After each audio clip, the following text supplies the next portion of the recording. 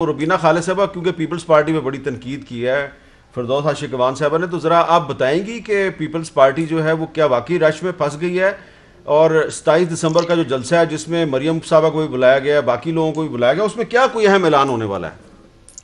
देखिए, पहली बात तो ये मीर साहब की बातों को और अल्फाज को हेर फेर करने से बात का जो मकसद है वो बदल नहीं जाता। अगर फरदुल्ला बाबर साहब रैली के साथ थे, उन्होंने मुझे खुद बताया है, और वो वहाँ जलील जान साहब भी वो मुझे कह रहे थे, जो कि स्टेज के इर्द गिर्द बहुत रश था, वो ऊपर चढ़ नहीं सके। आपको पता है कि जलसों में आखिरी वक्त में कितनी स्टेज के इर्द गिर्द जो हो जाती है। पीडीएम का अच्छा, उनको बात कर लेने दे डॉक्टर साहब। लीडर देखिए, पहले मुझे अपनी बात को कंप्लीट कर लेने देना। अच्छा जी जी रुबीना, ये हामिद मीर साहब का शो है, पीटीवी नहीं है कि मतलब जो आप लोग कहना चाहेंगे तो उसी में वही बात होगी। उसमें तो बात ये है कि इसमें बैलेंस प्रोग्राम्स होते हैं जहां पे ऑपोजिशन को भी सुना जाता है।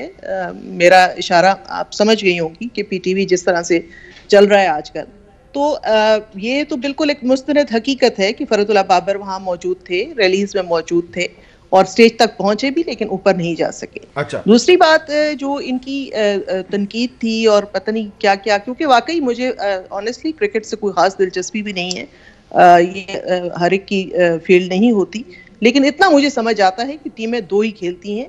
एक जो होती है बैटिंग करती है, दूसरी फील्डिंग करती है, कम से कम ये तो मुझे पता है। लेकिन वो इनकी गेम मीर साहब ऐसी है ना, जिसको मैदान में अकेला ही बच्चा है खेल रहा होता है, बैटिंग भी वो है और उसकी मर्जी के साथ मुलाजिम खड़े होते हैं, वो कैच भी नहीं होता, कुछ भी नहीं होता। तो इस तरह की क्रिकेट तो मैंने शायद नहीं देखी। अच्छा डॉक्टर साहब, ये अब आप बताएं ना, ये जो डॉक्टर फिरदौस आशिक अवान साहब तासुर दे रही हैं, एक उनका एक क्लेम है कि पीपल्स पार्टी को आपने फंसा दिया, रश में फंसा दिया है, आप इस्तीफे मांग रहे हैं, वो देना नहीं चाहते। देखिए, डॉक्टर फिरदौस आशिक अवान साहबा, आपने खुद भी बताया कि वो पाकिस्तान पीपल्स पार्टी की जो 2008 में हुकूमत थी उसमें उनकी मिनिस्टर रही हैं, एक नहीं दो दफ़ा, और वज़ीर इत्तलात भी रही हैं। लिहाजा ये पाकिस्तान पीपल्स पार्टी को मेरे और आपसे ज़्यादा बेहतर तरीके से जानती हैं। इसका मतलब है वो अंदर की बात जानती हैं, अंदर की मतलब खबर उनके पास है।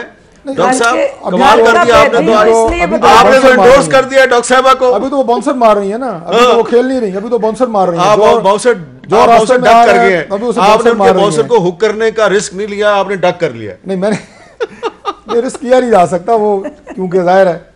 तो मैं ये अर्ज कर रहा था कि पीपल्स पार्टी में इंतहाई तजर्बाकार और सीजन्ड पॉलिटिशियन है। वो ऐसे नहीं है कि जनाब वो एक कदम आगे जाएंगे, दो कदम पीछे आएंगे। अगर उन्होंने फैसला किया है पीडीएम के प्लेटफॉर्म पे कि हम इस्तीफे दे रहे हैं, और एक से ज़ायद दफ़ा उन्होंने ऐलान किया, तो वो इस्तीफे देंगे। और अगर उन्होंने नहीं देने, तो वो जितनी हमारी यहाँ पे मीटिंग्स हुई हैं, इस्लामाबाद में किए इजलास हुए हैं, वो उसमें कोई ना कोई उज़र पेश कर सकते थे, वो कोई ना कोई नई लाइन, नई स्ट्रेटजी अपना सकते थे। तो इसलिए पीडीएम के हवाले से हमें पूरा यकीन है कि वो इस प्लेटफॉर्म पे इकट्ठे हैं, वो इस हुकूमत को घर भेजने के एजेंडे के ऊपर इकट्ठे हैं। उसमें जो तारीखें और वक्त का ऐलान होगा उसमें वो मुकम्मल पीडीएम का साथ देंगे। अच्छा डॉक्टर साहब, बिलावल साहब ने तो बड़े एतमाद के साथ कहा है कि जो पीडीएम के इस्तीफे होंगे वो एटम बम साबित होंगे, तो वो तो एटम बम कह रहे हैं अपने इस्तीफों को। देखिए, ये बिलावल साहब का आपको पता ही है कि पार्टी की फैसला साजी में एक रिकमेंडी का रोल है। असल ताकत का सरचश्मा कि कौन है आपको पता है, और आपसे बेहतर कौन जानता है। लेकिन मुझे ये भी पता है डॉक्टर साहब का, जो अगर आपकी बात दुरुस्त तस्लीम कर लूँ, तो मुझे ये भी पता है कि आसिफ जरदारी साहब को आजकल बहुत से लोग फ़ोन करते हैं, उनकी बात नहीं सुनते, वो उनकी फ़ोन कॉल अटेंड नहीं कर रहे। उनकी आजकल बात होती है तो लंदन में नवाज शरीफ साहब से होती है, ठीक कहते हैं, आधे घंटे की गुफ्तगू होती है नवाज शरीफ के साथ। बताएं कि मैं सिर्फ एक सवाल पूछना चाहती हूँ मीर साहब जी, कि अगर पीपल्स पार्टी ने 31 जनवरी से पहले इस्तीफे देने हैं, तो फिर उन्हें फरवरी के ज़िमनी इलेक्शन में इलेक्शन कमीशन को दरख्वास्त देने की ज़रूरत क्यों पेश आई? ये बड़ा सेनेट के इलेक्शन में जाने के लिए जरदारी साहब ने अपनी जमात को क्यों जो है वो पैगामात दिए और ये राय दी कि ये इस्तीफे सेनेट इलेक्शन के बाद होने चाहिए?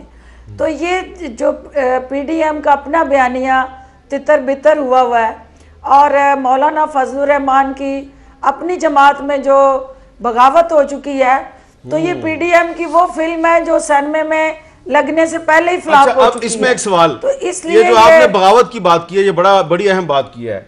बगावत करने वालों में मौलाना शिरानी साहब सरे फहरिस्त हैं, लेकिन मौलाना शिरानी साहब ने तो कहा कि पाकिस्तान को चाहिए इसराइल को तस्लीम कर ले। तो इस मौक़िफ़ का मौलाना को फ़ायदा होगा कि नुकसान होगा? देखिए, मौलाना साहब की अपनी जो पार्टी की सतह पे राय है या उनकी इंटरनल फाइट है, हमारा उससे कोई लेना देना नहीं। हम सिर्फ ये कह रहे हैं कि मौलाना फजलुर रहमान हुकूमत के खिलाफ तहरीक चलाने निकले थे, उनकी अपनी जमात में उनके खिलाफ तहरीक चल पड़ी है। तो हाफिज हुसैन अहमद का बयानिया हो या मौलाना शिरानी का, वो मौलाना फजलुर रहमान साहब की पॉलिसी से लातल्की कर रहे हैं और वो उनको बंद गली में ले गए हैं, और बाकी कसर जो है वो मरियम बीबी पूरी कर देंगी। ठीक है, तो लिहाजा हुकूमत को ये हमें वॉक ओवर मिला है।